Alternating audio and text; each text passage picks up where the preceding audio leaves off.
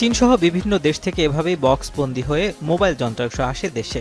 পরে সেগুলো আলাদা রুমে ভিন্ন ভিন্ন তাপমাত্রায় সংরক্ষণ করা হয়। মাদারবোর্ড থেকে শুরু করে গুরুত্বপূর্ণ যন্ত্রাংশ সংরক্ষণ করা হয় স্মার্ট র্যাকের মাধ্যমে। বসানো হয় আইডেন্টিফিকেশন নম্বর। টাচ স্ক্রিন, ক্যামেরা সহ বিভিন্ন যন্ত্রাংশ পরীক্ষা শেষে পাঠানো হয় অ্যাসেম্বলিং রুমে।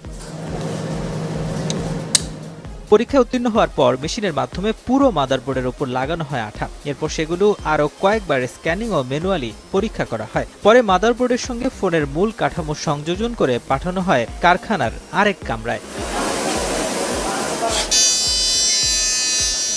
এখানে মাদারবোর্ডকে জোড়া দেওয়া হয় ডিসপ্লের সঙ্গে। এর সঙ্গে জুড়ে দেওয়া হয় মাউথ স্পিচ, স্পিকার, সিম কাভার, ক্যামেরা সহ ফোনের গুরুত্বপূর্ণ সব যন্ত্র।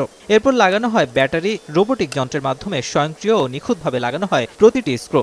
ব্যাক কাভার লাগানোর পর একটি মোবাইল সেটের প্রায় ৮০ ভাগ সম্পন্ন হয়ে যায়। পরে ফোনটিকে পাতলা পলিথিনে পেঁচিয়ে আরও একটি ব্যাক কাভার পরিয়ে পরীক্ষা করা হয় সব যন্ত্র নিখুঁতভাবে লেগেছে কিনা। এ অবস্থায় ফোনটিতে ইনস্টল করা হয় সফটওয়্যার। পরে ৬০% পর্যন্ত চার্জ করার জন্য বসানো হয় চার্জারের সঙ্গে।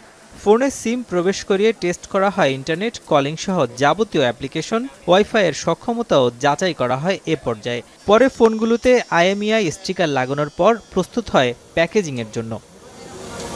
আপনার হাতে যে